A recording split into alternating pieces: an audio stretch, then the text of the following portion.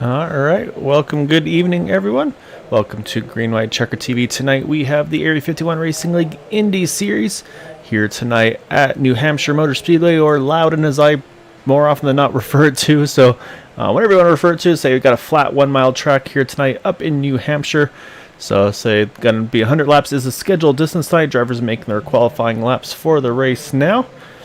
See points standings coming into tonight's race, though. You've got the number 131 Craig Forsyth with the points lead, about 15 points over Eric Schaus there in second. Chris Jabot in the third position, actually tied with Matt Wagner there for third. Charles Johnson in fifth. David Payton in sixth. James Ledford, Michael Spell, Benjamin Combs, and Todd Merkel round out our top 10 for the point standings entering tonight's event. And actually, this is going to be the halfway point as well. This is race number 6 of 12. So say kind of blink an eye and I say the season starts going quickly. So I say right now, definitely things have been going well for Craig Forsyth, getting the 3 wins so far this season in the 5 races. Eric Schaus getting a win as well. And then also a little further, you see Tim Doyle. He was able to get his win last week in his first attempt, so really solid start for him, obviously, with the new, kind of, again, that new name to the league. So we'll see who's all here this evening and where the points might fall into place tonight. It's going to be a tricky one here at Loudon. So you'll see the groove's actually going to be probably a little more mid to upper groove here at Loudon, which I'll say going to make things tempting to try to get to that bottom. You just got to make sure you can keep that traction underneath those cars here.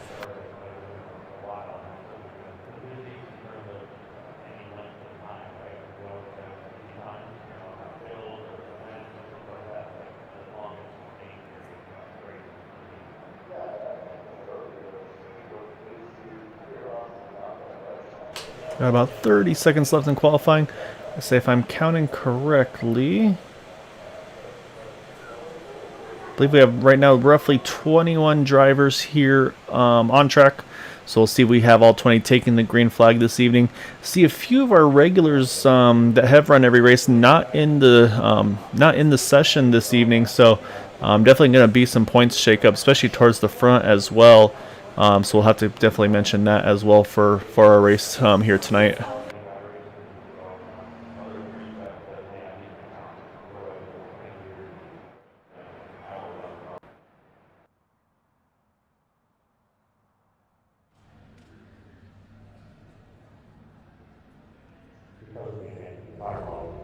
All right, with that, qualifying has completed here at Loudon, New Hampshire.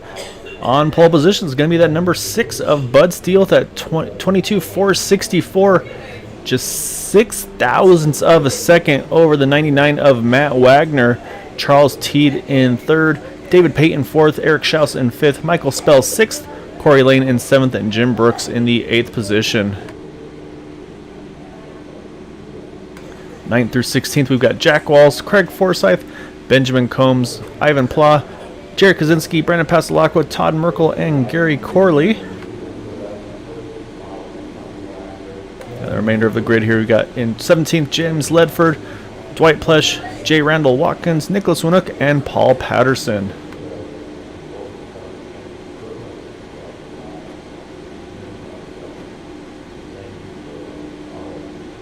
So wait for the rest of the field here to go ahead and get grid, and we'll get going here in just a moment. Actually, as I say that, we are got the whole grid here. So they're going to get this pace lap underway, and we'll get this race here started in just a moment. Again, 100 laps is the scheduled distance tonight at Loudon. I will be joined here shortly in the booth by my associate, Steve Gottschalk. He's kind of taking care of the final things on his end before he can join me up here in the booth. So you got to take care of those 4-legged ones, because if you don't, they're going to make your life miserable. So he's making sure he gets his little kitty button taken care of, and he'll be back in the booth here with me in just a moment. Yeah, she's happy now. She'll leave me alone for a while. I know exactly how that is, Steve. So drivers here entering turn number 3, about to get going here. So let's say pretty close qualifying, only 6 thousandths of a second between the front row, Bud Steele, Matt Wagner. So we'll see how this race is going to unfold, because like we said, this track is 22 second laps, 23 second laps with some tire wear. Things are going to happen quickly here. All right, pace car is in. Wait for that green flag to fly. And they are down and away, getting the race going here at Loudon. So we got field here, entering turn number 1 for the first time. We'll see how this race is going to unfold.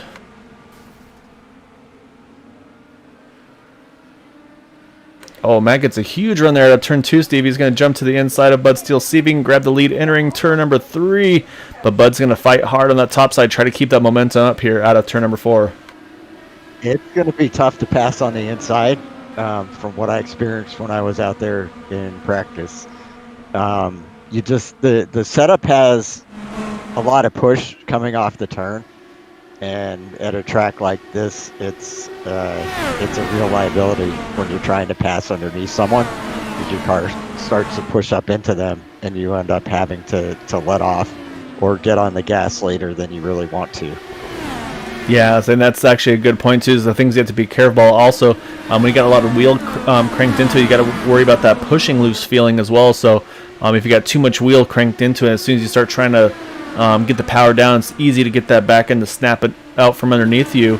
Right now, one driver that's trying to make the inside work is that number 72 of Eric Schaus. We saw him he was initially kind of pinned underneath the 76 in Jim Brooks, but he's now been able to get around Jim as well as Michael Spell and put himself back into that 5th position. So say it kind of doesn't look like he gained spots just based on the ticker here, but able to actually move up kind of 2 spots just based on where he was on that inside at the beginning of this race. One thing I didn't have time to play with while I was out there was I wanted to, I forgot what they call it, in stock cars it's the track bar, the thing that allows you to make it a little tighter or looser off. Oh, okay, yeah, and that's a good point, Steve. Is these cars do have a few adjustments that you can make. So, one being the weight jacker, you can adjust the car on I think the front and rear weight jacker, if I recall correctly. But then you also have a bar you can adjust for the front and rear, so you can kind of, I think, stiffen and loosen that bar up as well, and that changes the handling of this car. So I heard drivers saying it was a little bit on the tight side.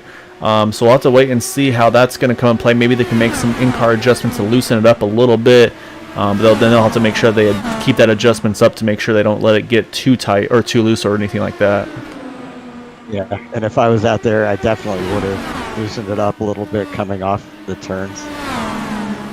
So right now, Eric is trying to make the inside work here. So we saw David Payton Charles Teed have a little bit of moment there coming out of turn 2. That's going to open the door here for Eric. Looks like he's going to complete that pass. Going to try to slide up just a little bit, get that power back down, which is going to now open the door for Charles Teed to try to return that favor back into turn number 1 here. And they're definitely stringing out quite a bit, at least up front here. Yeah, things have definitely strung up pretty quickly. You can see Bud Steele, Matt Wagner, they're still pretty close together up at the front here, just about a couple of tenths apart from each other. But they've got over a second and a half over David Payton in that number 38 car, which honestly may not be a bad spot for David here, because you got still keep some clean air in the nose of that car, help avoid that aero push. I say now kind of Eric Schaus is kind of in that same boat here as well. Got about a second from himself to David Payton, so he'll be able to have a little bit of clean air. But from Charles Teed on back, though, it's a little bit of a hornet's nest right now. As you can see, he's got Michael Spell right behind him and Jim Brooks as well. So these guys definitely fighting hard right now. This is for the 5th position up here. I would guess that at some point tire wear is probably going to come into play. Yeah, I'm definitely thinking so as well. As you see, Michael tried to make the inside work, couldn't get to happen, and then he lost the momentum. That's allowed Jim Brooks to get to his outside, and Jim actually is able to jump underneath. I think Charles Teed had a moment there in 3 and 4, so Jim's able to actually get 2 spots there in that one lap here, so he's going to jump from 7th to 5th in that one lap there. And unfortunately for Charles Teed, he's going to drop from 5th to 7th. So right now, not the start to the race that number 27 was looking for.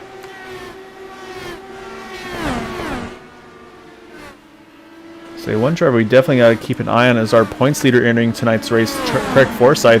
He has started in the 10th position. He's worked his way up into 8th so far. He's working on 7th now as well with Charles Teed, as we just mentioned. So he's going to see him running all with the very bottom of the track here. Say there's a little bit less banking. Say Loudon does have a slight progressive banking, so that's why you see these cars running kind of that middle groove. That says just that little bit extra banking really goes a long ways. Whereas right now, Craig Forsyth just kind of trying to run the short end here. And I say he definitely does have the pace, just needs to try to finish this pass off, and then I think he can try to set sail as well. And it looks like he's got it. Yep, he just completed that pass, and say But however, I say unfortunately, it's just bad to worse for Charles Teed because now he's got a hornet's nest behind him. You see the 10 of Corey Lane. He's been able to grab the spot. Now you got Jack Walls is trying to make that happen as well. Benjamin Combs, Jared Kaczynski looks like he's falling through as well, as is Brandon Pasalacqua. So definitely not the start of the race here for Charles Teed. Not sure if maybe he has a little bit of damage or something that might be affecting the handling of that car. Didn't see anything, but that car definitely not up to pace here at the moment. Yeah, I wonder whether he's just worn his tires too much compared to everybody else. It's possible, but just I'm trying to look at the car here. I mean, everything looks clean on it. I don't see any front wing damage, anything like that. So I say obviously had a really good qualifying attempt, qualifying in that third position. But yeah, just definitely struggling right now. Maybe he did at some point catch the wall. We just didn't notice that. And I say that definitely could have affected the suspension. And say we'll hop on board and take a look. We'll compare it to our leaders as well. You can see the wheels a little off to the right here. Oh yeah, no, that suspension looks like it's off. I think he's got some suspension damage on the 27 car. I think you're right, because he's way off pace. Now, I was just noticing too on the straightaways, you can see it was kind of I don't know what you want to call it there, where it's like crab walking, I guess you could say, where it kind of seemed like it wasn't tracking straight. Is the best way I can describe it here. I'll jump on the roll bar. We'll get a better look at it. Yeah, it just seems like it doesn't want to track correctly, and I think that's exactly what's happening to Charles here. So it's definitely going to affect him here. So we're going to hop on board here with the number 99 and Matt Wagner. Yeah, that car looks, I mean, he's got a wheel off to the right a little bit as well, but it doesn't look nearly as twitchy as that the 27 did. And say while we're doing that too, a really good battle for the lead here between Bud Steele and Matt Wagner.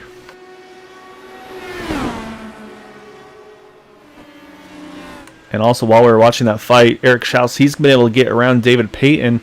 So move Eric now up into third from the fifth starting position. So say Eric trying to make his way up towards the front here as well. And while these two are battling up front, Eric had gained about 2 to 3 tenths on these guys that last time around. So that gap is definitely shrinking. Could go from a 2-car to a 3-car battle here pretty shortly. Yep, I think you're right. So right now watching the lap times last. Oh, go ahead. Oh, yeah, but here comes Matt Wagner. He's going to make another attempt here. Again, though, that, like you said, Steve, that inside versus outside line, though, I mean, right now that momentum's going to Bud Steele. I think what Matt needs to have happen is just Bud's got to make a little mistake to lose a little bit of momentum. I think that's where Matt's going to have to capitalize. Yeah, definitely. Oh, so close right there. He tried. You could see he tried there, and say as soon as he was trying to get the power down, that car just got tight on him. And I say he had to roll out of it, otherwise he was going to hit the side of that 6 car. So good aggressive but clean battle for the lead here up front. And sure enough, again, that last time by, Eric Schaus again about 3+ tenths of a second quicker than him. So he's working his way up to join this battle for the lead. I wonder how much of that is Eric being a lot faster than both of these guys, and how much is the two of them battling with each other and slowing each other down. Yeah, I think you're right. I think it's just the battling and slowing each other down personally. Because I mean, we know how fast Bud can be. We know how fast Matt can be as well. I think that's what we're seeing right now here. And so, what first thing that we're going to come into now as well early on here is lap traffic. But you can see there, Paul Patterson. He's just going to drop to the inside line again. That's not going to be the preferred groove here at Loudon. So, say really nice move there by Paul Patterson, letting those leaders go on by there on the outside, keep their momentum up, and that's going to let this battle keep on up front here for the lead.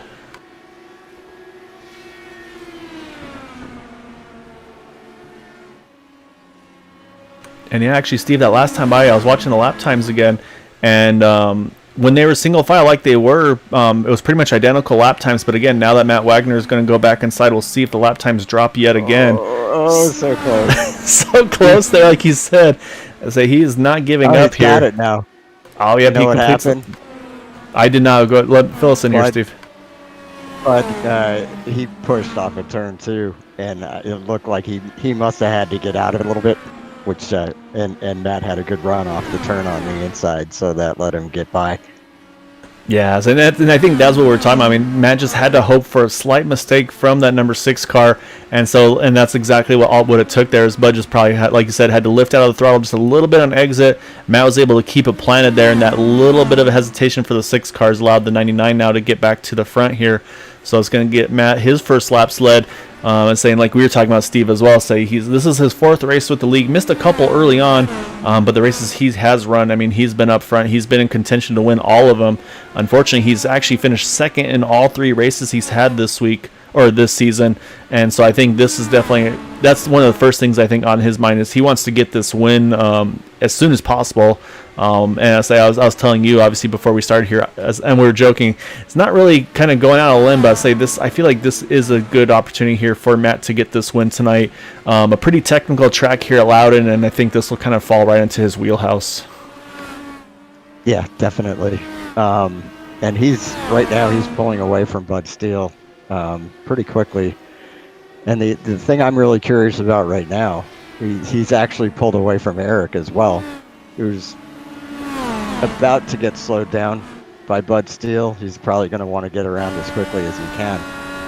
But then we're going to find out, does Eric have anything to catch Matt Wagner? Because Matt it appears to be the fastest car on the track right now. Yeah, right now Matt is definitely putting down some pretty stout laps in the 23 threes. I don't really even see anybody else in the threes at the moment up towards the front here. So, but like you said, now Eric Schaus, he's got that turbulent air off the wing of that number 6 of Bud Steele. So you're exactly right. This is where Eric's going to need to try to be aggressive and try to get that spot as quickly as he can. And also, though, while this is all happening too, Matt's working on some lap traffic, and here goes Eric. He's going to take a look underneath the 6 car entering turn number 1 and actually sends it in deep. Is able to clear Bud Steele. And see if now, though, Bud's going to try to make the crossover here off of 2. Eric's got the outside, though. Yes, it looks like Bud went ahead and entered a little shallow. Oh, actually, as I said, a caution just came out here. I believe it looks like it may be the 51. Yeah, it looks like 51 Paul Patterson. It looks like he may have looped it, but I believe it's going to be a no harm, no foul as a whole here. It looks like the car may have just spun around, so we'll go back and take a look. So you see Paul Patterson here underneath the 81 there of Jack Wells on entry. And I also see the 2 of Jared Kaczynski to his outside. But you just see how low that 51 car is on track here. And I think just that lower line, the less banking, that's just really, it's really a tough spot to try to put yourself into. And yeah, sure enough, unfortunately, that's going to snap the back end around on that number 51 machine here. That's going to bring out our first yellow. See, just does a nice little spin here, locks it down, keeps it out of harm's way, and does a really good job getting off track not to affect anybody's race there. So that, though, now, Steve, we got the whole field here entering the pits, and I believe we might get some lucky dog here. I believe is going to go to the 48 of James Ledford, so that's going to get him back onto the lead lap. Unfortunately, we talked about the 27 Charles Teed. Let's say he obviously would have been hoping to get that lucky dog spot as well. So I'm thinking, though, he'll still probably have to pit, use that fast repair. One thing we haven't mentioned, Steve, is we do have fast repairs here again, just the one.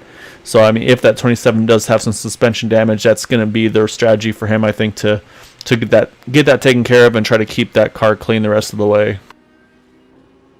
I'm noticing that Ivan Plah's car is stopped at the end of the front stretch. Oh, yeah, you are right. Maybe his seatbelts needed to be adjusted or something. It is very possible to say, and saying obviously it's a little risky to try to make some adjustments to the car while you're on track. So we'll see, because I think he was on the lead lap at the time of the caution. Hopefully he's able to maybe keep his position on track. We'll wait and see if he's able to sneak around these guys. As you see, he's working the top side here. So we'll keep an eye on Ivan, see if he can get that lap back. And I do see the 48 of James Ledford. He's going to pit here. And unfortunately, it looks like, let's see. Oh, actually, it looks like the 73 J. Randall Watkins looks like he actually wound up retiring from the event. So didn't make a lap, unfortunately, but maybe just trying to get things set up with the Indy cars, probably run some practice laps, just didn't feel comfortable yet. And yeah, sure enough, here goes the 75. So he was still on the lead lap. He's going to go ahead and get around the pace car there, stay on the lead lap. However, he's going to need to try to make a pit stop if he can. Otherwise, he's going to be in a tough spot on much older tires than the rest of the field. And the other thing to mention is that 27 of Charles Teed, he's staying out as well. So I think he's going to try to do this wave around, and once we get that one to go, and try to see if he can risk staying out and maybe catch another timely caution and stay on the lead lap that way. As I say that, he proves me wrong. Yep. I see how it is, Charles. Just try to trick me every time here. It's like Paul Passer, and he's going to hit the pits as well. And I also see the 44 Dwight Plush. He's going to top off. But, yeah, actually, like we had mentioned, though, that Ivan Pla in the 75, he has to stay out here. Let me jump back over to him. Because, actually, I think what's happening for Ivan is since he did not pit there, I think he's going to be shown as our race leader here. So he's got to try to get lined back up in the correct position. And, yeah, there he goes. So I think Ivan's going to – actually, no, he's going to go around – I don't think this is going to work. Because right now he's going around one too many times here, which is going to actually, I believe, put everybody a lap down, possibly, or at least tail in the lead lap. So things might get a little jumbled up here, guys. So just bear with us once we get things going here. However, we are on the 1 to green here, so we're going to keep an eye on things. But I believe that 75 car is probably moved a little bit too far ahead. Might be getting a pit penalty, I have a feeling. Actually, as I say that, he's slowing aggressively down on the backstretch. So anyway, we're about to get going again here. There goes it. Confusing. Yeah, very confusing there. You can see the 75 is pretty much stopped in the backstretch, trying to let the field catch up to him. So right now, Ivan Pla is being shown as our leader. However, he is just kind of pacing down the backstretch. And actually, I think they may have delayed the caution here, or thrown a delayed caution here, which is going to put the field back on, or may have just thrown an instant yellow, actually, now that I'm looking at it. So with that, we're going to let everything cycle through here, because I'm showing now Matt Wagner as our race leader. But, yeah, we're going to let things cycle through here just a moment, because, yeah, this definitely got a little bit goofy here. However, this could, I see actually looks like the 75 is going to hit the pits, I believe. Wait and see. Or not. He's going to roll back out here. I think they may be having to wait for the pace car here. It looks like they've been red flagged. Yeah, so looks like we got a little bit of a red flag here at Loudon. One of the first in I'm not sure about Area 51 history, but Green White Checker, this is the first time I've seen cars have to stop completely on track. Again, I think they're having to wait for the pace car here, and I think they're just trying to get everything reordered and get everybody in the right position here. So, say pace car's making his way down the front stretch here. We'll see that pop up in just a moment. There's the pace car. And then I believe we'll see the field start rolling off. Yep, there they go again. Let's say what I would do if I'm the admins here, I'd probably just give an EOL to the 75 of Ivan Pla. That way, just put him in the back of the field. That way, everything kind of gets cleared up that way. What I was going to say, Steve, is this actually could be a huge blessing in disguise here for the 27 of Charles Teed. Because I believe he's going to be the lucky dog with this being a second yellow instead of an extended yellow. I think we'll get a lucky dog added to this. We'll jump over to that 27 car. I'm going to wait and see. Looks like he's right now just holding position here. Here comes the 75 again. He's making his way back up towards the front, trying to get himself in the correct position again. I believe if I'm that 75 car, I'm just going to go ahead and pit here. So I think that's what's going to fix the cycle for everything. Okay, I don't get I have no idea what's going on here.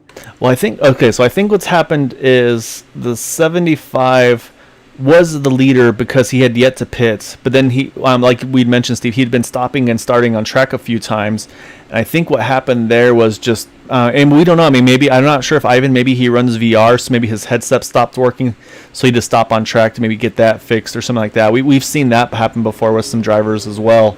So right now Ivan kind of trying to get everything squared back away here. Hopefully everything's in the right order here. Saying now he's taking the road course here at Loudon. They just gave him an EOL, so he'll be going to the back. Oh, okay, that's what he's doing. He's moving off track here to stay out of the way and get in position.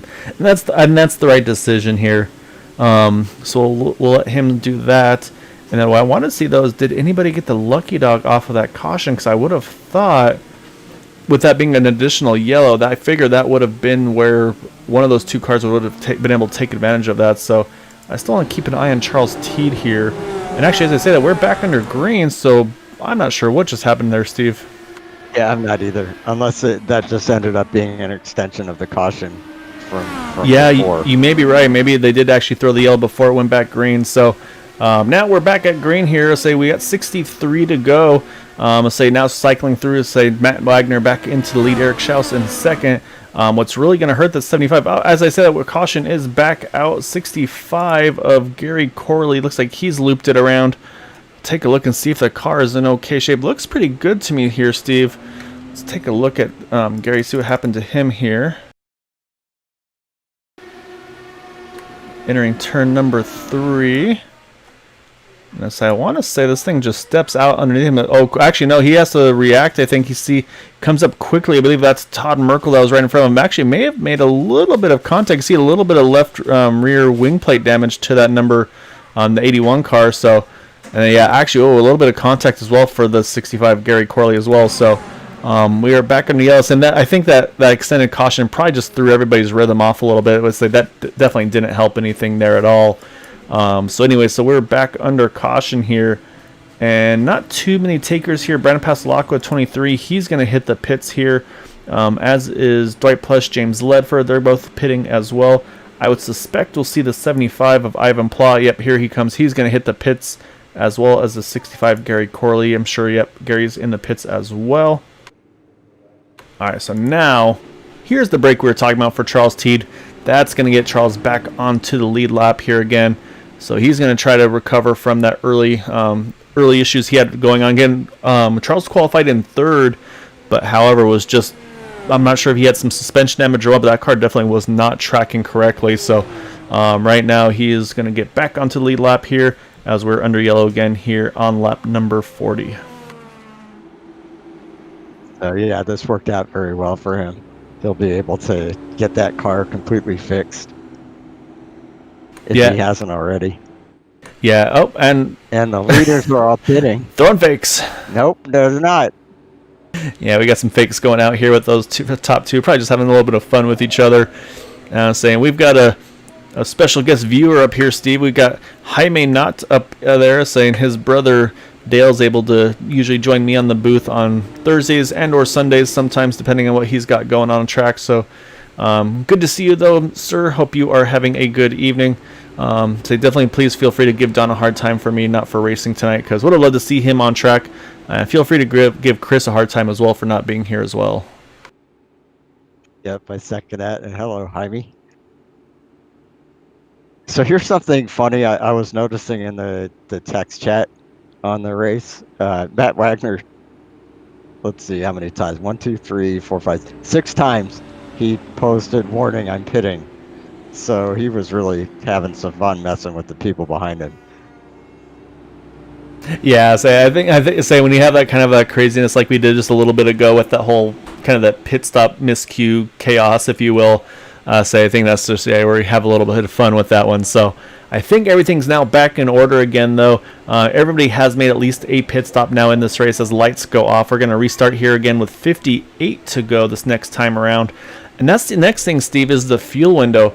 I think these drivers may be right on the edge. We talked about maybe 55, 60 laps. That might be the fuel window. They might be able to save a little bit more and get a little bit out of it. We saw Matt last week at Richmond saved a ton of fuel. We did have a lot of cautions there, but he saved a ton of fuel to be able to make it to the end there. So I'll be curious to see if any of the leaders can make it to the end. Right now, the last car that stayed out after this most recent yellow is Todd Merkel. First driver to pit there under that caution is Brendan Pasalacqua. So I'll be curious to see, can any of these drivers up front or those that topped off, could they make it all the way to the end here? Yeah, I'm curious about that too. I think if it stays green, the top 13 drivers that did not pit, I doubt they're going to be able to make it, but we'll see. Yeah, we'll see. Pace car is in. It's up to Matt Wagner when he wants to drop the hammer, and he is down and away.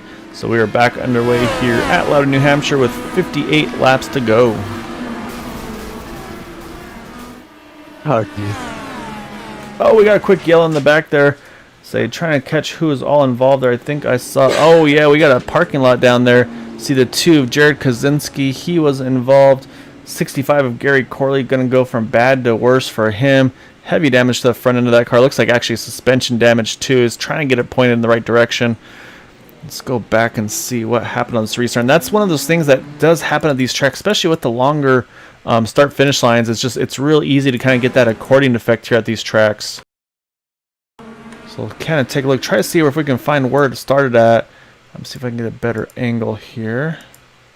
Oh, started way up front here. It's like the number 2 car is kind of where it all kicked off. Todd Merkel involved as well. Also, I believe that is Nicholas Winook. Let's go back and take a closer look at where it started. It looks like Jared Kaczynski had to back off. Oh yeah, there's a stack up in front of him, and so it's just that accordion effect. You see the 83, he backs off, and then the number 2, you can see him slowing down. And then just at some point, someone's going to be, unfortunately, in the wrong place at the wrong time. That's going to be the 77. Looks like a Benjamin Combs. Just gets into the back of the number 2 car. And then from there, just everybody's, again, they're full throttle down here. And so, yeah, just unfortunate here. A lot of cars getting caught up in this one. And then I'm assuming that further back, again, also a little bit of reaction as well. Because, and yeah, actually, he comes back up the track after bouncing off the inside wall. And that's where James Ledford gets caught up in it. Again, also the 2, as we mentioned, Jared Kaczynski was in it, and the 65 of Gary Corley. So many drivers involved in this one. And so I'd say definitely going to be some fast repairs having to make use of there. And unfortunately for Gary Corley, as we mentioned, he's out of fast repairs, so he's going to try to get it fixed manually if he can. But yeah, that's going to be tough there for some of those guys. And it looks like it's also trapped a lot of drivers a lap down here as well. Because I am showing right now, so I'll wait for everything to update correctly, but I'm showing Charles T, James Ledford, Ivan Pla, Jared Kaczynski, Paul Patterson. I'm showing them all trapped a lap down here, as I see one coming around to get their lap back, I believe. Yep, that's going to be Paul Patterson. He gets his lap back now. But now we've got, it's like about 4 drivers, at least 1 lap down now, possibly just because of where the pace car may have came out in relation to that caution. And may have trapped those guys down a lap just due to that, unfortunately.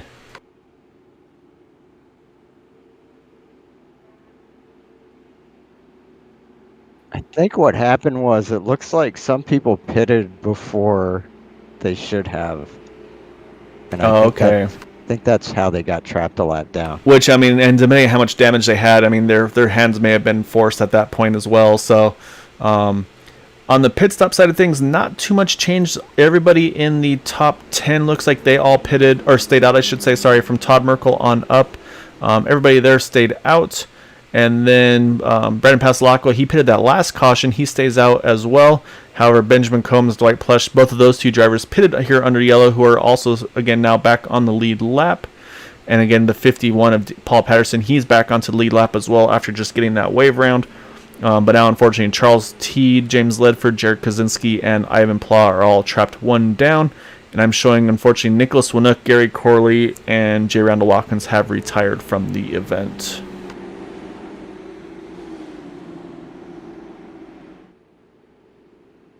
All right, so we're gonna re-rack them here, Steve. Let's give us another try. I think after that first caution, just all the kind of the craziness with the people getting in the right order with the cautions and everything, I think that threw everybody off a little bit. So hopefully we're able to get this restarted again correctly. Now that we got that kind of out of their systems, I think, and then so of course now drivers are going to also have to be careful about that, just kind of that accordion effect on these restarts as well. Yep, that's definitely a danger at most tracks. Disappointed that we saw it here. It took out a lot of good cars. Yeah, I'm going to say it looks like everybody's recovered decently now. Say it looks like a pretty clean start up front. And saying it looks like everybody's getting through turns 1 and 2 so far, so good. So we are back under green now with 53 to go. And with all those cautions, those laps under yellow, say that could actually put more drivers here good on field to the end. Again, we're talking about some of those drivers trying to make their way forward here. Right now, David Payton is in the 4th position, right where he started. However, he's starting to get a little bit of pressure behind him from Jim Brooks, and he's got Corey Lane right behind him. And as we mentioned, our points leader entering tonight's event, Craig Forsyth, he started 10th up into 7th, trying to get that 6th position away from that number 10 car. But it looks like that 10 is going to hold onto the spot here off of turn number 4. And now Craig's going to have to defend from the 88 of Michael Spell.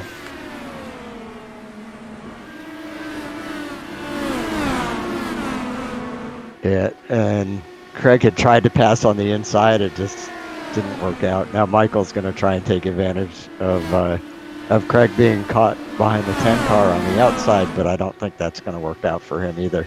Yeah, this doesn't look like it quite panned out for him there.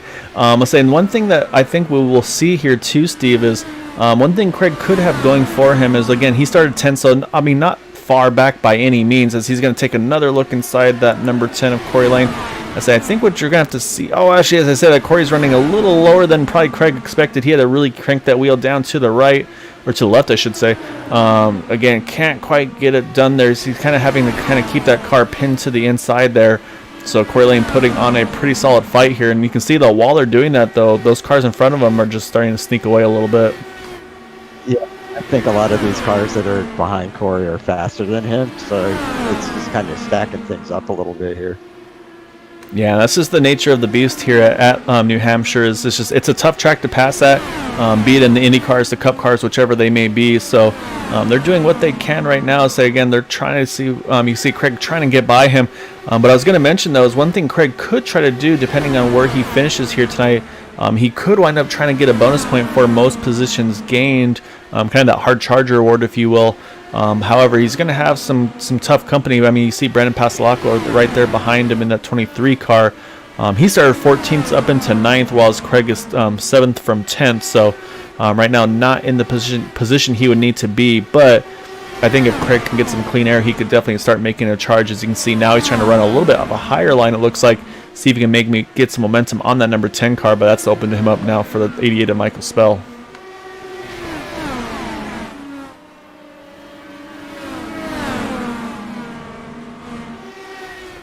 And we almost had it. Yeah, it's a close fight here for the second position, as I think Craig's going to be able to hold him off now for the moment. So we're going to jump back over to our battle here for the third positions. We got David Payton, Bud Steele. Bud actually just getting that position, I believe, if I'm not mistaken. It's a pretty good fight up there.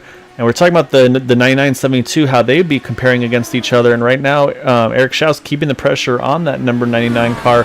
Only about 0.3 of a second between the two of them. I'm watching this battle between Michael Spell and Craig Forsyth, and it's pretty intense. It's interesting because typically the guy on the outside is going to get a better run off the turn. And whatever Craig was doing on the outside a couple laps ago was not working very well for him, because Michael was actually, I mean, he would pull ahead on entry and in the middle of the turn. Now Michael's making a run on Corey Lane. Yeah, I'll say, you saw Corey, he ran really low there through 3 and 4, and it really hurt his exit off the turn there. Craig going to take advantage. You can see as soon as he cleared it, he did not give Corey the opportunity to try to capitalize on it and get that run back there. So Craig's going to get that spot. But you can see, though, with that battling, he's lost about 3.5 seconds to the car in front of him, which is now going to be that 76 of Jim Brooks. So move Craig up into the 6th position. So that's going to give him a little bit of breathing room. As I say, although I'll say a little further up, though, we got a pretty good battle here from 3rd, 4th, and 5th here with Bud Steele, David Payton, and Jim Brooks. They're all within about a couple tenths of each other.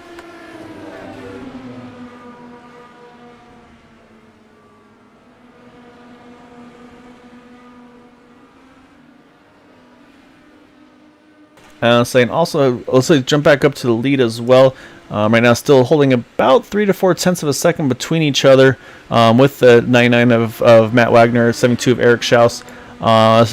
Definitely have to kind of do a special mention. Probably one of our most loyal viewers, followers here. So, Rachel, I want to wish you and Erica a very happy anniversary. I was able to catch your post a little bit earlier there. So, hope you're all having a wonderful evening. And again, I really appreciate you watching all these races and supporting your husband Eric as well with these races. So, a lot of fun to have you both be a part of this one here with Area 51 and with Green White Checkered TV. So, hope you guys are maybe take a little bit of a break, let Eric do some racing, and then you guys are able to celebrate a little bit more here this evening.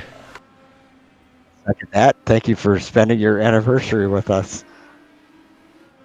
I mean, that's really what the real present is, right, Steve? Is being able to spend some time with us. Absolutely. We were joking about that fight between the 131 and the 88. That's a pretty tough battle between them. It is not giving up. I say Michael Spell does not want to concede that spot to that number 131 of Craig Forsyth. But Craig is doing what he can to try to keep him behind him. But I think that battling is just slowing these guys down just that little bit. Because right now they're running in the 23.4s, 23.5s. But up front, though, they're in the 23.2s or so. So I think they need to try to get things settled back in and say, now you see that last time by, Craig had a pretty clean lap there, 23.253, compared to leaders in the 212s, 220s. So pretty much right on par with them on that lap time now. If I'm Michael Spell right now, if I notice that, working together, we're starting to catch people, I'm not going to try and pass Craig. Just going to ride behind him and see if we can't gain on the leaders. Yeah, that can be my mindset as well. Just maybe do a little bit of drafting, try to work together. The other thing, again, we don't know what the fuel window is for some of these drivers because right now we're already down to 35 to go for the leaders here. So I'd say right now we've been about 35 laps since they last pitted for those up front. So we're kind of about halfway through the fuel window here. But yeah, so say we'll have to double check on a couple things though, because I mean, again, there's a lot of laps in the yellow, so that's going to let them save a little bit. And again, right now the furthest up of those that pitted there a little later is the 23 of Brandon Pasalacqua. So we'll see, maybe Brandon, maybe he's playing a little bit of fuel savings in that number 23 car as well. So watching Jim Brooks, he just gets around David Payton, so move Jim now up into the 4th position. So that 76 car trying to get back to where he started as well. Started in 8th, so he's trying to move himself up forward a little bit slowly but surely here. As actually Bud Steele's in a little bit of traffic here, trying to find a way to get around the 81 of Todd Merkel. But you see Todd's going to give him the inside line.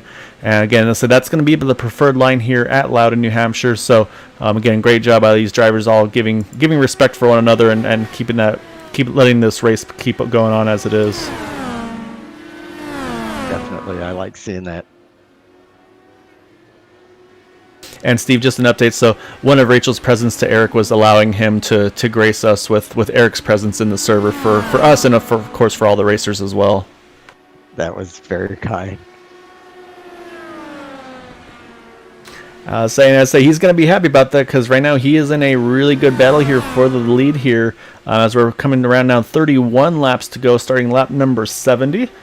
As I say, I think I just saw Jim Brooks starting to maybe try to take a peek on Bud Steele now. This will be for the 3rd position. I say, see a little bit of smoke there, just a little bit of connection issue for one of the drivers. That's something you'll see here and there when there's a driver that disappears. When they come back, you'll see that smoke pop up. So every time I see that, I kind of flinch a little bit, like, oh, where's the caution? But it's not related to that. So, however, Jim Brooks, he's going to get a good run here off of turn number 4. He's going to jump underneath a 6 of Bud Steele. See if he can make it stick. He looks like he's going to set in a little bit deep. Let's see. He washes up a little bit there, tries to get the arc down again on exit. And like you saw before, Bud has to just breathe a little bit on exit. I think that's going to open the door for that 76 of Jim Brooks here to grab the 3rd position. But as soon as I say that, Bud Steele's going to charge off the exit of turn number 4. They're going to stay side by side here at the line. Yeah, it was Bud Steele had pushed off to turn 4 pretty badly on the outside and nearly hit the wall, which is what he had to get off a little bit, which is what let Jim get underneath him. And it looks like Bud is not entirely consistent. Like some laps he's getting it right, other laps, here we go, he just pushes coming off the turn and loses a lot of ground. Yeah, I was saying Jim probably could have been a little bit aggressive if he wanted to and kind of just close the door on that number 6 cars. We'll hop on board David Payton. He's kind of got the best show right now watching this fight here for the 2nd position. Sorry, for the 3rd position, I should say. So you can see, though, David, he's going to run a little wider here, try to get that clean air on the nose of that car on the wing. And again, you see Bud Steele, big push there off of turn number 4. Again, going to open the door for Jim Brooks. We'll see if he can capitalize this time. He drove it in there hard in the 1.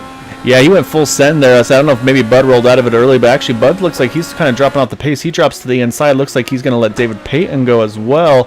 Let's see. I'm going to keep it on the 6 car. I wonder if he's going to maybe split this run in half. Because yeah, here he comes. Bud Steele's going to hit the pit. So this might be the answer we're talking about. Can they make it on fuel? I think Bud's going to split this race or this run in half here. You see Michael Spell. He's going to hit the pits as well in that number 88 machine. I also see them bringing Benjamin Combs with them as well. So this might be telling us what the fuel window could be here. lost a lot of ground to Craig Forsyth there, so it made sense for him to pit if he was going to have to. And I'm guessing this means the guys up front are probably going to have to pit too. And that's going to make me wonder if it's, depending on how tight it was, maybe it was one of those things like, well, if I'm going to have to take, even if, let's say it's a splash of fuel, why not pit early, make the most of fresh tires here?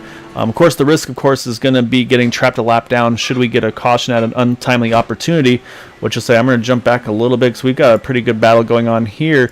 You've got the 23 Brandon Passalacqua. He's right behind Corey Lane, right in front of Jack Walls. I'm wondering about Brandon. Again, Brandon pitted about 8 laps later than the leaders. He pitted that second time by that second caution, and he's still staying out here. So could Brandon, right now he's on lap number 38 of his fuel run with 23 to go. That would put him right around the 60, 61 lap mark. Could maybe Brandon stretch this thing on fuel and maybe grab a fuel mileage win if it stays green? Say it could happen.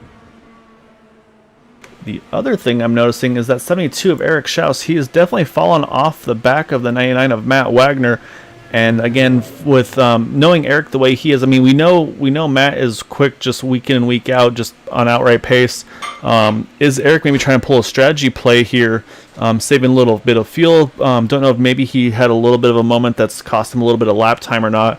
Because right now he's running 23.6s compared to those around him in the 23.2s. So he's definitely dropped the pace as well. I'm wondering if he may be just going full fuel save, maybe not using any brake and just maybe just lifting, trying to save some fuel on that number 72 machine as well. Well, one thing we learned about Eric in the last season is he is meticulous at looking at his fuel and being able to calculate how much he needs to get to the end and saving properly. Also just saw the 38 of David Payton. David's hitting the pits from the 4th position, so that's going to move Craig Forsyth now up into 4th. So I think things are starting to happen pretty quickly here. So we have to keep an eye out. Actually, I see Matt Wagner. Matt looks like he's going to peel off. Yep, here comes our race leader. He's going to hit the pits here with 20 to go. That's going to move now Eric Schaus into the lead here. So Eric's going to get his first lap sled of the evening. Move Jim Brooks now up into 2nd. Craig Forsyth now up into 3rd. And Corey Lane still, looks like Corey's going to kind of move him up into the 4th position. Then Brandon Passalacqua 5th and Jack Walls in 6th. And right now our top 6 drivers have yet to make a pit stop in this race. So it could get interesting here. I'm watching some of these guys. I'm looking kind of the track map here, and there's a big gaggle of cars here. Right around the 5th position on the lead lap of cars. So you can see here comes David Payton with brand new tires. He's going to jump to the inside of the 23. And that's the risk right now, Steve, is the speed difference between new tires and old tires.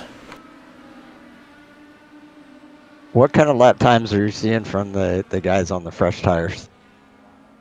All right, let me see. Looks like Matt Wagner, his last lap on brand new tires was a 23.7. Let me get everything updated here. Actually, he's still coming out of the pits. But yeah, Jared Kaczynski, he ran a 23.7. Wait, I'm looking at the wrong numbers here, aren't I? I'm trying to get a better number. Yeah, they should be in the 22s is what I'm saying. Yeah, okay. Let me let these guys update here and get an accurate actual fuel level update for you. Because actually, Jim hit the pits. Oh, and as I talked about that caution being an untimely one, we're going to have an oh no. Jim Brooks tried to get back on track across the path of the number 88 of Michael Spell. They both collide here, and that's going to bring... caution was already out, but it's just going to make it that much worse. So that's unfortunately, that's the risk. You try to get back going quickly. Let's go back and take a look. 'Cause I think Jim Brooks was on brand new tires trying to make the most of them here. Let's take a look at this one here. We'll see the 76 on the inside line. I think those cold tires also, though, even on the fresh side, but just running the inside line, just got a little too aggressive on the throttle here. And we'll see the car loop around here as he starts to put the throttle down. Yeah, as soon as he gets on the gas there, just spins out on the down on the inside line. Looked like he was going to get away with it. You see Brandon Passalacqua had to make quick evasive action, just sneaks by him there. But then unfortunately you'll see as the 76 tries to get turned back around here, we're going to see the 88 of Michael Spells. He's coming through 3 and 4. So he's pretty much full head of steam. Here comes the 76. He's trying to loop that car back around. Michael tries to avoid him, but unfortunately just heavy contact between the two of them. and saying actually gets both cars pretty much stuck there. Michael gets stuck on the pit wall. Jim gets stuck up on his lid there, so not the nights that they were looking for. And the other thing that's going to happen is that had trapped Matt Wagner. He was a lap down, and he's going to get the lucky dog position. So he's getting his wave around now, but he's going to have to restart behind all the lead lap cars here, and possibly a few lap cars as well, which is now kind of put things in a really good spot for now Eric Schaus. He's going to restart here with the lead. However, look in second place, Steve. Craig Forsyth now up into second. While I was looking at the accident, did you happen to notice if those guys all pitted that were up front? Yes, everybody who's up front, they've all pitted us, and I think that's kind of a no-brainer there. If you're towards the front here, you can almost consider it a free pit stop. The only thing that it could have done is it could have trapped everybody behind you down a lap if someone had stayed out. But the thing is, I think you'd be a sitting duck there at that point. So unfortunately, we won't know. Maybe until post-race interviews, we can find out if some of those drivers could have made it to the end had it stayed green. But I mean, we're going to be restarting here with just over 10 laps to go here. So I mean, it's going to be pretty much a sprint to the finish, and that's why you see a lot of these guys here. They're staying out to take the wave around. I say we'll go through the list of those. Looks like David Payton, Charles Teed, Bud Steele, James Ledford, Benjamin Combs. All these drivers here staying out pretty much at the tail end of the lead lap right now, trying to see if they can get back on track, get back on the lead lap, and be able to see if they can have a potential to challenge here for the win. Tough break for Matt Wagner, who really seemed to be the fastest car in the field tonight. And things aren't working out. Yeah, well, I mean, we'll have to see how it's going to pan out for him. So he's going to restart here. Looks like roughly in the 6th position, at least on track. The question will be where he is in relation to the other cars around him, like lap cars and things of that nature. One thing he does have going for him is there's a lot of cars that are that are a lap down or so that are going to get the wave around here as we get the one to go here. So you can see all those cars in front of that 72 of Eric Schaus. They're all going to wave around here, which is going to allow Matt Wagner not to start behind him. So he's not going to be like a half straightaway behind the leaders. You know what I mean, Steve? He'll actually still be within pretty close reaching distance to our leaders here on this restart. Yep, I think the biggest negative for him right now is he'll be on slightly older tires. These guys all got to pit under yellow, and Matt didn't. Actually, I think Matt did pit there in yellow, so he'll be on fresh tires as well. It won't make a huge difference, but you see here where Eric Schaus is in the lead. We'll jump back to the 99 car, and you can see he's got a couple lap cars in between himself and the leader, and to the next position as well. So it's not as good as he'd be hoping for, obviously, but it could be. He could have about 6 more cars in front of him. However, with that being said, though, pace car is about to drop off. We're going to restart here with 11 laps to go. We'll see, can Eric Schaus hold off Craig Forsyth on these remaining 11 laps? All right, we are back. We're going to saw some cars on the inside lap down. I think they're moving over, letting the leaders on by here. But Eric, though, he gets a good start. He's going to jump to the bottom there off of turn number 1 and 2, get a little bit of a momentum. Oh, I saw a little bit of moment there in the back there. I think we stayed green, though.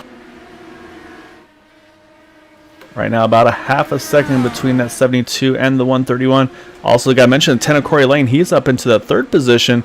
So also a great run for Corey as well here.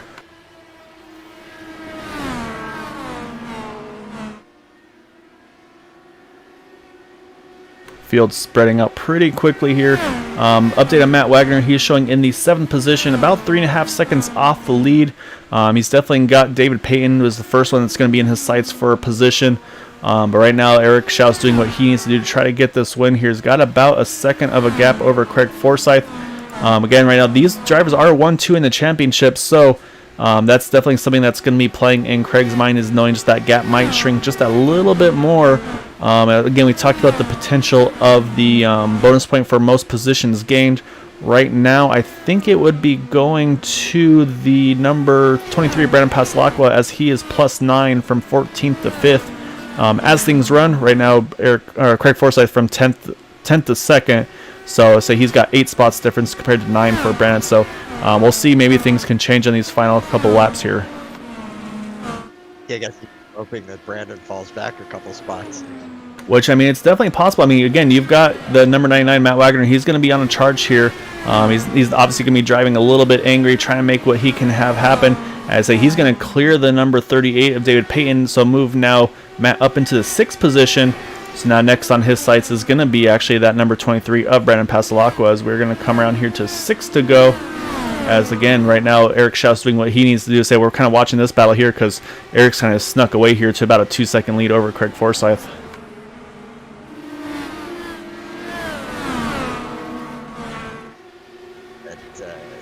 There's a yellow car up there making a move. Is that Corey Lane or Jack Wallace? Yeah, I believe the yellow car is going to be the 83 of Jack Wallace. He's not too far away, but however, we've only got 5 to go, and these laps go by quickly. So, and you can see Matt's kind of got a little, not pinned, I would say, but so you can see he's lost a little bit of the momentum that he had as he's going to jump to the inside, try to get some clean air behind the 23. Oh, I see one to spin to the inside, heavy contact. I think that was the 10 of Corey Lane. It was. He hits the pits there from that third position, unfortunately. We'll take a look at that one after the race. We only have a few laps to go, and I think he did a quick exit out to try to avoid bringing out a caution. So right now, here comes Matt Wagner, though. He's going to dive underneath the 23, Brandon Pasalacqua, try to get that spot away from him. But right now, Brandon's going to hold on to that spot for the moment. And the other thing that does, though, Steve, as well, is say he was already behind Craig, so I'd say that's actually going to give a little bit of a bonus to Brandon Pasalacqua now, with him being out plus 10 spots. So even if Matt gets by him here, that would still be a plus 9 for Brandon, which would give him that bonus point for the most positions gained. And that also... Go ahead, Steve. I think Corey just lost it coming off it, too. He was getting pretty heavy pressure from Jack Wallace, but that was kind of unfortunate because they were having a great battle. Yeah, no, it is definitely unfortunate to see. I say what that does do, though, is that elevates Jack Wallace now into the podium position, though, in that number 83 car.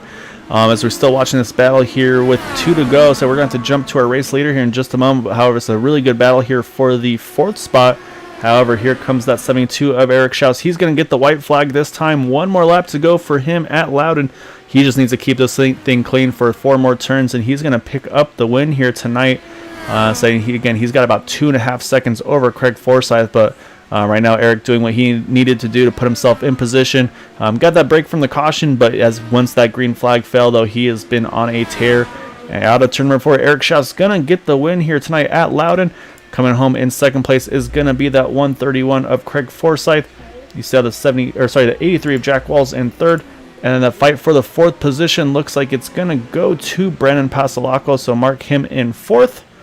5th going to go to Matt Wagner. 6th, David Payton. And I believe the remainder of the top 10 is going to be Bud Steele, Benjamin Combs, and James Ledford. But Eric Schaus going to get the win here tonight at Loudon. See as he makes his victory laps here. What a great way to cap off your anniversary.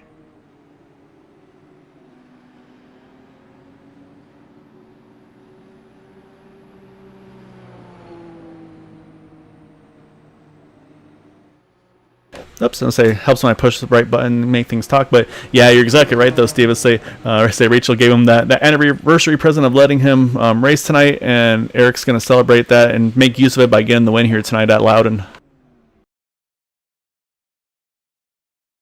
So we'll get some drivers pulled up here in just a moment. So while we watch that number 72 car here, give us just a moment, and we'll get our top 3 interviews.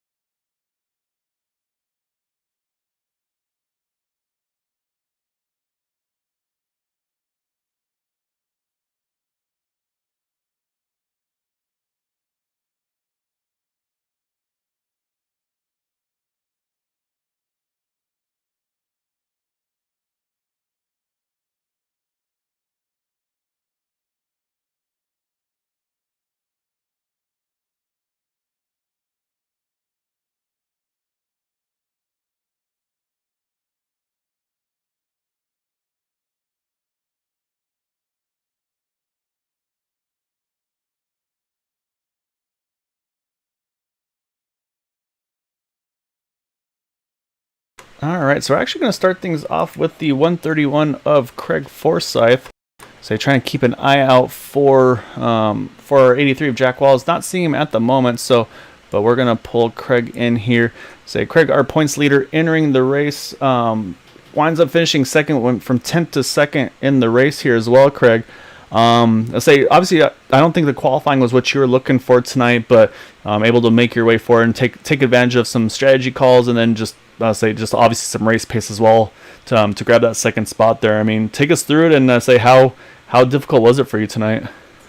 Oh man, I did not have the pace tonight. I qualified poorly. I spun out on my second lap of qualifying, and then even in the race, I lost the lead pack almost immediately and was constantly fighting with the guys down in the second pack, trying to catch up, and that wasn't happening. I mean, on the longer runs, we were starting to catch up, but no, that was nothing but pure luck. And I'm sure I wanted to talk to Eric before you guys interviewed him. I needed to know if he was staying out purely to make sure I didn't lead a lap, because I think that's the only reason we were still out. That was something Steve and I were talking about was how important bonus points were, and that's a good point to say, yeah, because Eric could have definitely been playing on the defense there to maybe try to prevent you from getting any bonus points on him. Steve and I are watching the potential for you getting the most positions gained in the race, but that wound up actually going to that 23 Brandon Pasalacqua, it looks like, because you were +8, whereas he was +10, I believe. So obviously that was a tough one as well to try to get that one, and so that's where you kind of try to take advantage of that bad qualifying situations. But I mean, still, I'll say overall a pretty good race for you. I want to say you kept it clean as well, so you should be able to at least get those 2 bonus points for the no incident points. And then just take us through the race as well. I mean, obviously this track you run kind of that middle upper groove, keep the momentum up, use that little bit of a higher banking, but occasionally you'd have to drop to the inside to make those passes. How tough was that for you? The passes were impossible to do. If you on the inside, I was lost. I don't think I made a single pass diving inside. I mean, you basically had to see the opportunity to go outside and force it outside. And once you had the outside, you needed to make sure you held it. I think at one point I was able to get a pass on Corey, and I could tell he had momentum coming back on me, and I had to close the door, because had he gotten the outside, he would have gone right back on by me again. Yeah, that's kind of what we were seeing as well. Just that it was really difficult to pass. I mean, it was definitely, you had to work for every spot you could get. So, still a really good run. And say, obviously, second place. I mean, not what you want, but at the same time, like you said, you just for not maybe feeling like you had the pace that you normally would. I mean, that's a really great result for you. Saying also the halfway point into the race here as well. So. Obviously, I think you'll be coming out of here with the points lead, but how are you feeling as a whole going into the second leg of the season? This track is done. I'm looking forward to it. I don't know. I'm looking forward to it. I like my Tuesday races, so I don't even know what track are we doing next week? Let's find out. Next week we will be at Chicagoland. I say that's definitely going to be one of our more normal kind of, maybe not strategy races, but I say it's going to be a full tilt, go all out there kind of races. But there's pretty decent tire wear at Chicagoland, I feel like, so that could be pretty interesting. Yeah, that'll be a good one. There'll be good passes there. There'll be lots of action going on the track. Saying the other thing is obviously tomorrow. Oh, sorry. Go ahead, Steve. Question for you, Craig. Did Eric answer that question for you, and what was his answer? He wasn't on Discord before I got pulled in. I see he's in examination room now, so you guys will have to ask him. I'm okay. I'm pretty sure that's why he was still out. Yeah, we'll do some quizzing for him. Considered that.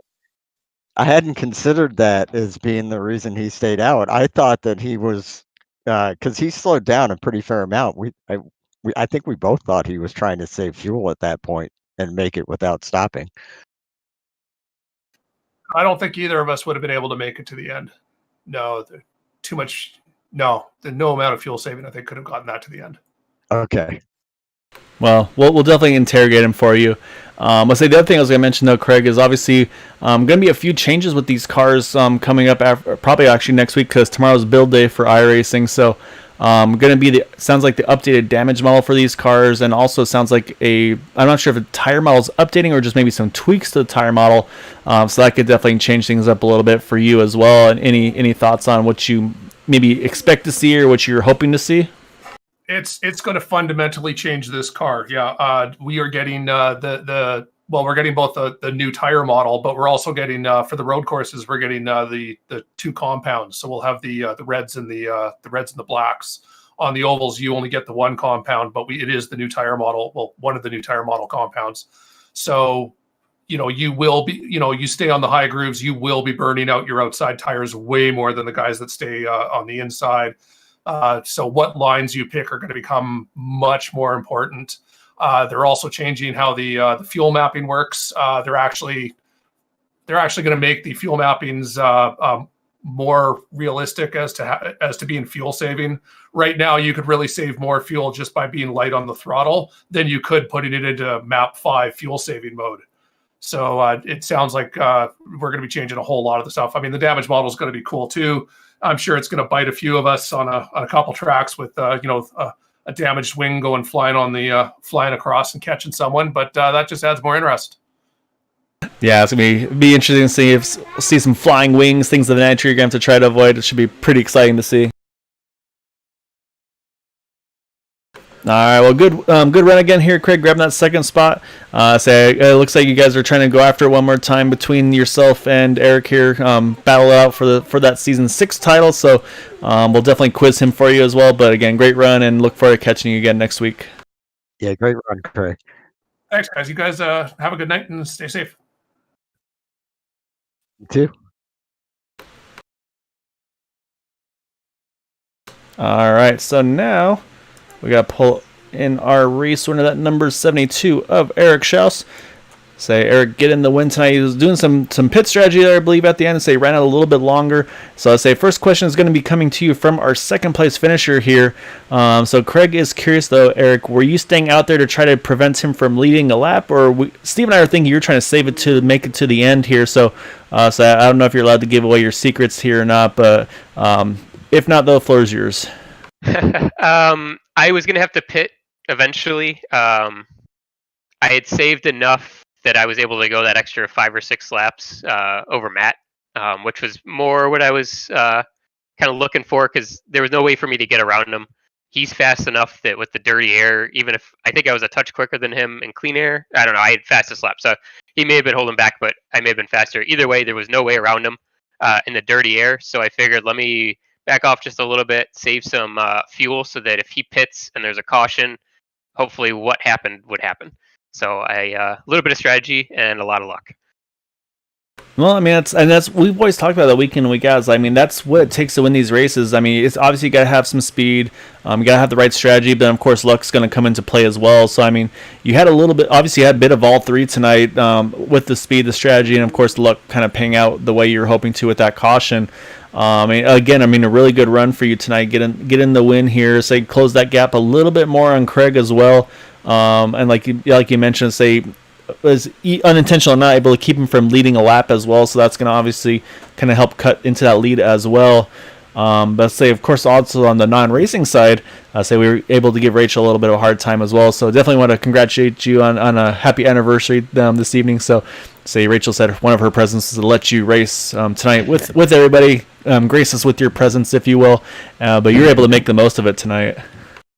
Yeah, it was nice to get a win on our anniversary. Pretty happy about that. We'll be sending over a virtual bottle of champagne from GWCT. Perfect. I'll let her know it's on the way. But on the race side, go ahead, Steve.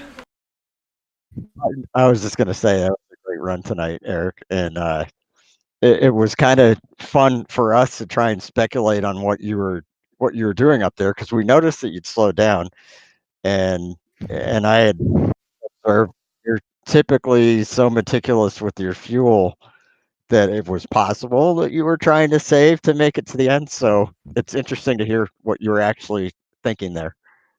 Yeah, it was very close. I think I still needed another 2 or 3 gallons to make it to the end, so there wasn't enough. There was no way to save it, but I know these cautions like to come out during the the pit window. So I just decided I can't get around Matt. And at one point, I did lose some. I had lost about a second to him, and unintentionally. And from that point, I was like, well, there's enough gap behind him. I'm not going to catch back up to him with the dirty air from here on out. Let me just save some fuel, and then maybe I can get an extra couple laps on him before we have to pit, and then hopefully that caution will come out. Were you Worked thinking out. about, if it had stayed green, were you thinking about maybe doing a splash and go and not take tires? I had not considered that, but I think I would have taken tires either way. I think if it went green, I was still pretty much guaranteed the second. Me and Matt had pretty much driven away from everybody, so we had enough of a gap that I think I could have just taken full tires and fuel, come out second, and that would have been fine. So it was kind of either I stay out and hopefully get first, or I pit at the end of my fuel there, and I should still have second locked up as long as I don't make a mistake. Okay. Go ahead, Kyle. No, yeah, so that was actually some of the stuff I was going to ask as well. So the other thing we noticed was you qualified fifth, but so you actually had to work pretty hard to get back up to that fifth position on that initial start there. I mean, you can obviously, Craig was talking about the inside just being so tough to pass. Were you in that same boat as well, where it was kind of all you were worth to try to make the inside happen, or did you have any kind of tricks that you could do to try to make the inside work a little better? Because it looked like it was definitely that top side, that momentum really carried well there. Yeah, I initially didn't plan on qualifying, but after a couple practice laps, I realized that there's just no way to pass people here. So I was like, if I'm going to have any chance at doing well, I need to at least put down some kind of qualifying lap. So that's kind of what I was shooting for, a top 5, top 10 qualifying time. That's what I got, so I was happy with that. And then really the first 2 laps, tires are a little bit loose, which makes it tricky. And last thing I wanted to do is loop it coming out of turn 2 or something like that. So I had to take it easy the first 2 laps, but then after that, the car actually was pretty decent. You could pass people underneath if you wanted to, or if they wanted to go a little bit low, you could actually kind of stick it on the outside and just keep that momentum up. So there was a couple options around as far as getting around people. I think the easiest was through the inside. I think if you kind of went underneath somebody, people will tend to back off a little bit because they're afraid of washing up or afraid of an accident. So you can play that to your advantage a little bit. But yeah, the trick is just making sure you don't get on the throttle too early and spin the thing coming out of the turns. Yeah, so we definitely saw a little bit of that tonight. I'd say unfortunately, we had a few drivers here tonight. Like I said, also that difference on the pit strategy definitely came into play as well. We saw a few drivers there with that caution coming out. I think it's just new tires trying to get around the older tires, and like I said, just that I think the cold tires being a little bit looser and then aggressive on the throttle, so it kind of may have kicked that all off as well. But you're able to get it done though tonight. Like I said, obviously a special day, able to add on to that as well. So congrats again on the win. Any thanks shouts that you'd like to give for pulling off the win this evening? Yeah, thanks to you guys at Green White Checker TV. You always do an amazing job. Thanks to Area 51 for putting on a good race here. This was actually a lot of fun.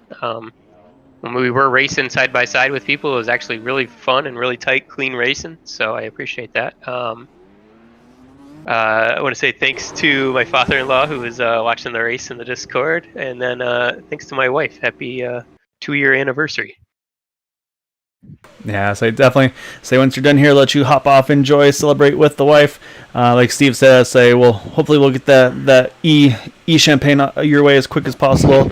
But yeah, I say definitely enjoy your time. I say always fun interviewing with you as well. So congrats again, Eric, and look forward to chatting again with you here soon. Great, thanks guys. Congrats and happy anniversary. Thank you. All right, Steve, so that is our race winner, that number 72 of Eric Schaus getting the win this evening. So unfortunately, we were not able to catch the 83 of Jack Walls. However, we'll jump over to that number 83 machine because he was able to pull off that third place finish. Unfortunately, capitalized on a little bit of a mistake there towards the end from Corey Lane. Corey had a really good run and going there as well. Like we mentioned, Jack was putting that pressure on him. Unfortunately, just got maybe put that pressure a little bit too much on the 10. Say that's what got him to loop it around off the exit. He also did a quick exit to make sure, try to avoid bringing out a yellow. So nice of him to do that. But yeah, definitely not the run or not the finish he was hoping for. But again, great job by Jack Walls as well in that number 83 Pennzoil machine.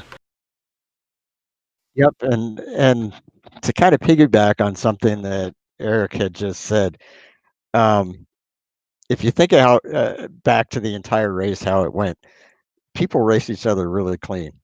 There was not any accidents that I can recall that happened from people racing side by side.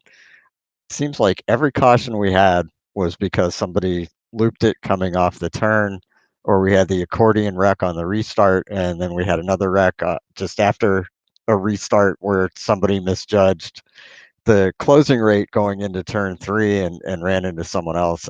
And so, I mean, these guys, as far as how they race each other, just tremendous.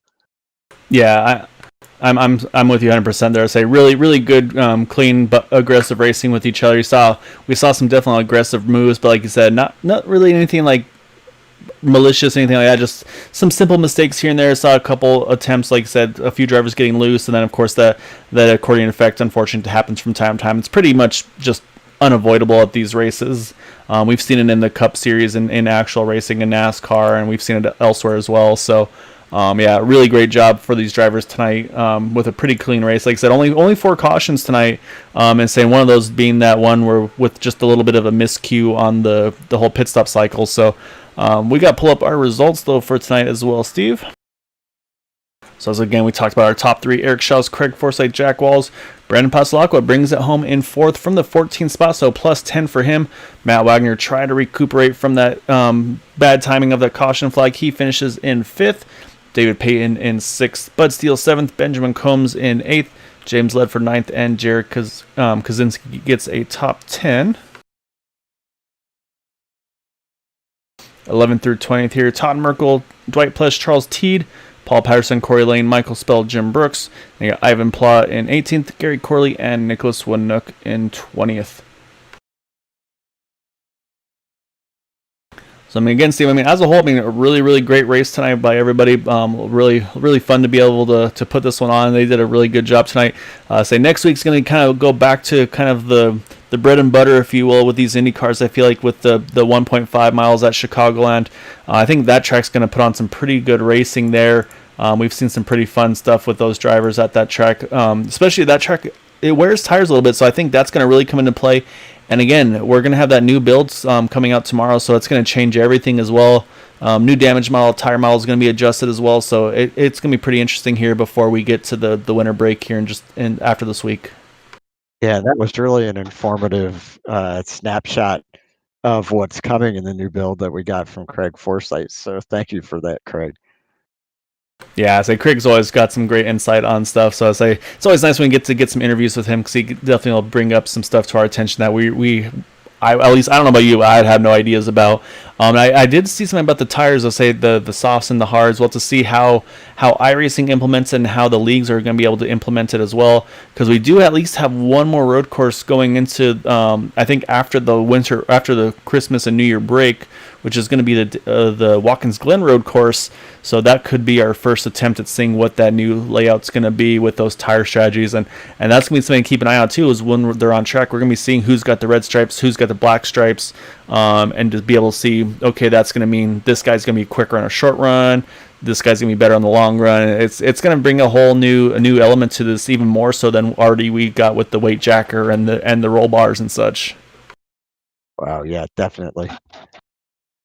I'm not sure if I'm ready for this many adjustments that you can make us. I'm gonna need to go back to college to learn what I need to do for these cars. It's also going to be that much more stuff for us to keep track of as far as broadcasting. Yeah, that is true. So we're gonna have our learning curve cut out for us for sure. So maybe over that winter break, I'll be watching and driving some Indy races with the road course to see what that does. So it's gonna be a lot of fun though. So let's say before we sign off though, Steve, any final thoughts on your side?